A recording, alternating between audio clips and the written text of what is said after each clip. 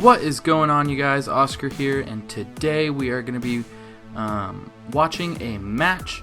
We are watching a TCG match today, and this is going to be the first in a series of videos of TCG matches. So I finally was able to get a tripod, and we can finally start recording some matches and start just rewatching them and doing some commentary on them, so that we can just kind of see what's going out there, what's in the format.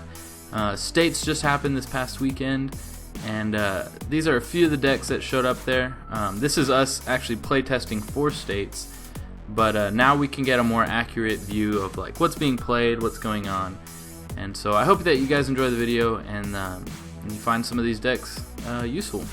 So today we're watching a match between myself and my friend Patrick. He is playing a Houndoom Bats deck. One of the big decks that has been talked about a little bit is actually Houndoom Mill, but this is more of a kind of a heavy-hitting Houndoom deck with the Mega Houndoom as well. For 2 burning energy, you can start doing basically 160, and the energy come back straight into your hand. So it is pretty strong. It's kind of like a Sceptile Bat. It's a little stronger though. And the bats are there basically just to ensure that you can get one-hit knockouts and stuff like that. So Patrick on the right side is playing that deck, and I'm on the left, and I'm going to be playing a variant of Seismitoad Giratina, or the old Toad Tina like they say.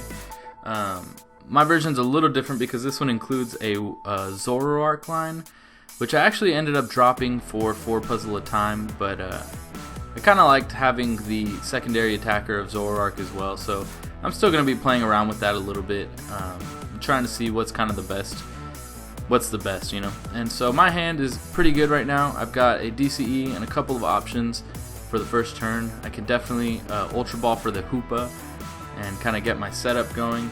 Patrick's on the right, and I can't really see his hand, but he does start with a Houndoom. I did see that Houndoom in his hand, and so I've got quite a few options in my hand, so we're going to see how this goes, and I think we're about to get started. Patrick's just going to lay out his prizes, and then we'll go from there. And we do have an impartial judge on the side who will be cutting our decks all the time. So anyways, Patrick calls tails, and it is tails, and he's going to decide to go first. So here we go. Get the old handshake going. So Patrick's hand, 2 Golbat, a Blacksmith, Fire Energy, Super Scoop Up, and a VS Seeker. So not a lot of, and a Lysander. Not a lot of help there for him on this first turn, it looks like. So we'll probably just see an energy drop and a pass, because there's not really anything else he can do. So that hand is pretty awful. We do see the energy drop, and we do see the 2 Golbat in his hand, so that's pretty bad. My hand does have a lot more options, and so he's going to pass his turn.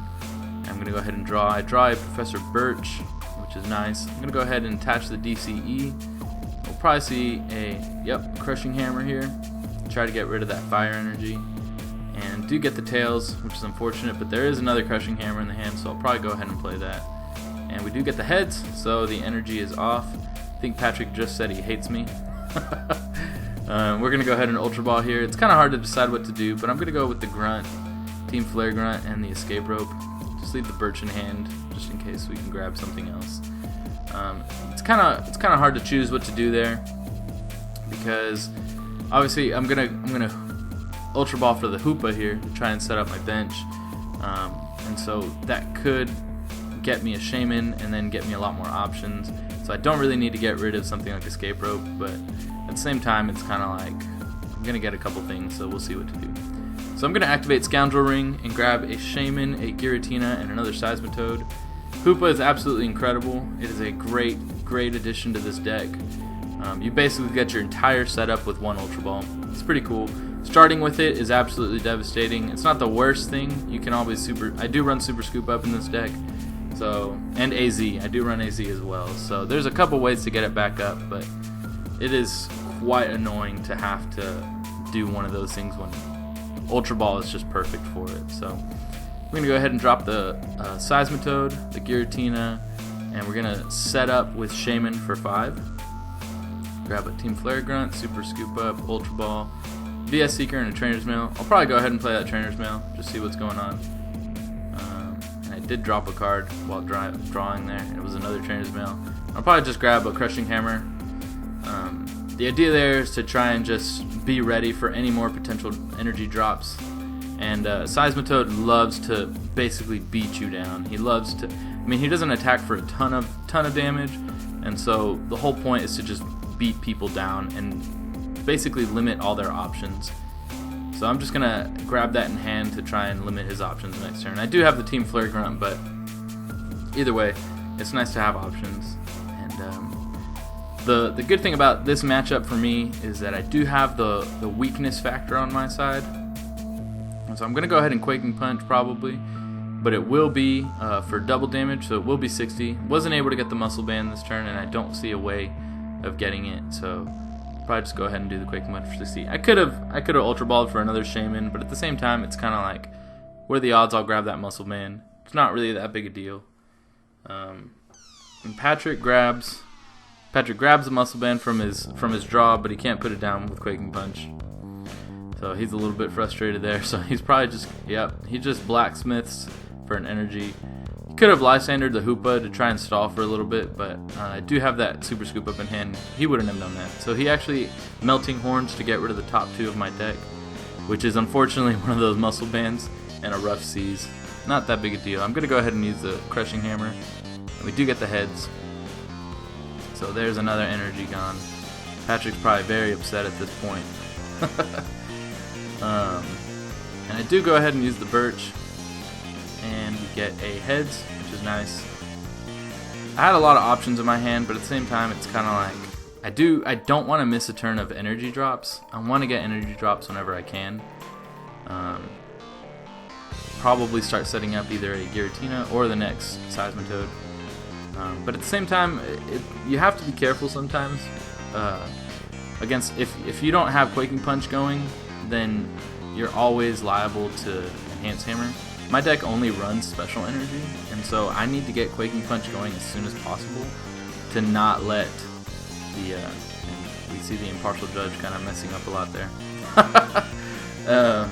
Anyways, I am weary to the idea of Enhance Hammer, but since I'm Quaking Punching, it's really not that big a deal. So I draw 7 and I draw a ton of help, including the Muscle Band and a double Dragon Energy. I'm going to go ahead and attach that on the Giratina. We still have so many cards in hand. I'll probably go ahead and attach the Muscle Band, because why not? It's not that big a deal. I'm going to go ahead and switch it from the Seismitoad to the Giratina. 120 knocks out Shamans, so I want to have that option available to me. And we're going to go ahead and do 100 damage on this Houndoom right here. Patrick's going to draw a Fire Energy. There's not too much that he can do. So he's just kind of thinking over his options. He's going to go ahead and attach the Fire Energy there. That thing has 100 and, what is that, 160 damage. He's going to go ahead and Lysander for a Shaman. Again, I would have rather Lysandered for the Hoopa. Shaman has the option to knock out here with the DCE. So let's see what happens. And he discards the top 2, an Ultra Ball and a Super Scoop Up, and I draw a Lysander. I think I'm going to dig here. I'm going to try and go for, I'm going to use the Crushing Hammer first in case I don't get a way to retreat this Shaman. And the dice actually rolled off the table. So we'll go ahead and re-roll here. I'm going to go ahead and grab a new dice. And that is going to be a heads, I think. Or is that a tails? That was a tails actually. So I'm going to go ahead and Sycamore here. I'm hoping to get that DCE. If I get that double colorless energy, this game's probably over. So, do I draw it? And I do. I do have the double colorless in hand. I'm going to go ahead and team Head Ringer. Don't really know why. I don't think I've realized that I can just use Sky Return here for a knockout. But I do finally realize it, and that's the game. So, unfortunately for Patrick, that seems to have been a pretty awful